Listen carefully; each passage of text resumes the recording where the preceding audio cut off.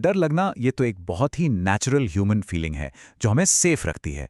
लेकिन तब क्या होता है जब यही डर इर्रेशनल हो जाए, इतना हावी हो जाए कि हमारी जिंदगी पर ही कब्जा कर ले।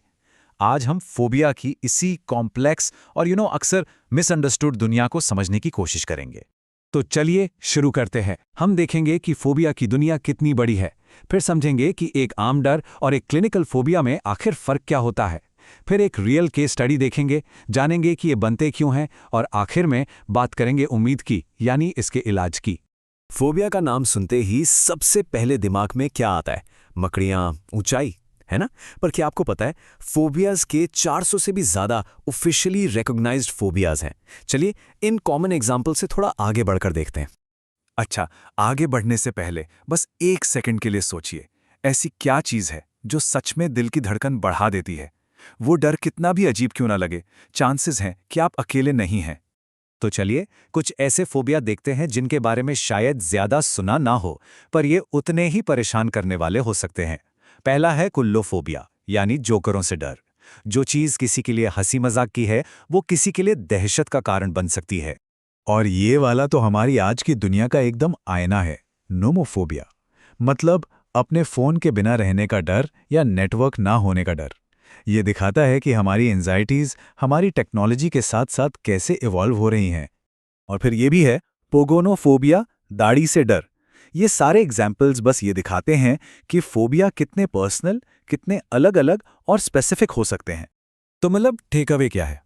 बेसिकली बात यह है कि अगर किसी चीज़ से डरा जा सकता है तो बहुत हाई चांस है कि उसका एक फोबिया भी मौजूद है। इंसान का दिमाग किस किस चीज़ को लेकर एंग्शियस हो सकता है, इसकी कोई सीमा नहीं है। तो अब जब हमें ये अंदाजा हो गया है कि फोबिया की दुनिया कितनी बड़ी है, तो चलिए एक बहुत ज़रूरी चीज़ समझते हैं। एक नॉर्मल, हेल्दी डर और एक क्लिनिकल फोबिया के बीच में लाइन कहाँ खींची जाती है। देखिए, डर और फोबिया में ज़मीन आसमान का फ़र्क है। डर एक तरह का सेफ्टी मैकेनिज्म है जो हमें किसी खतरे के किनारे से पीछे खींचता है। लेकिन फोबिया वो एक पिंजरे जैसा है जो हमें जिंदगी जीने से ही रोकता है। जरा सोचिए, एक छोटी सी मकड़ी को देखकर कमरे से भाग जाना, दिल जोर जोर से धड़क रहा है जबकि पता है कि वो कुछ नहीं करेगी। बस इसी जबरदस्त और तर्कहीन डर की हम बात कर रहे हैं। और ये समझना बहुत जरूरी है कि फोबिया सिर्फ दिमाग में नहीं होता, ये हमारी बॉडी पर एक फुल ऑन अटैक जैसा है। हमारी बॉडी लिटरली फाइट और फ्लाइट मोड में चली जाती है, ठीक वैसे ही जैसे किसी जानलेवा खतरे का सामना कर रही हो। चलिए इन सब बातों को एक बहुत ही कॉमन लेकिन अक्सर जिसे लोग समझ नहीं पाते उस फोबिया के जरिए समझने की कोशिश करते हैं। एमैक्सोफोबिया, यानी ड्राइविंग का डर। यहाँ पे ध्यान देने वाली बात यह है कि डर ड्राइविंग के वक्त नहीं, बल्कि उससे बहुत पहले ही शुरू हो जाता है।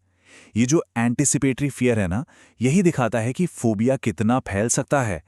ये सिर्फ उस एक मोमेंट तक लिमिटेड नहीं रहता, और ये डर सिर्फ दिन तक ही सीमित नहीं रहता। ये फोबिया हमारी जिंदगी के सबसे प्राइवेट स्पेसेस, जैसे कि हमारी नींद तक में घुस जाता है, जिससे सुकून मिलना भी मुश्किल हो जाता है। ये टेबल एकदम साफ साफ दिखाती है कि कैसे ड्राइविंग का डर किसी इंसान की जिंदगी के हर पहलू पर असर डाल सकता है, काम पर जाने से लेकर फैमिली रिलेशनशिप्स तक। ये सिर्फ गाड़ी में बैठने का डर नहीं है, ये तो पूरी जिंदगी पर ब्रेक लगाने जैसा है। तो सवाल ये उठता है कि कोई नॉर्मल सा डर एक क्रिपलिंग फोबिया में बदल क्यों जाता है? देखिए, इसका कोई एक सीधा साधा जवाब नहीं है, बल्कि ये कई चीज़ों का कॉम्बिनेशन होता है।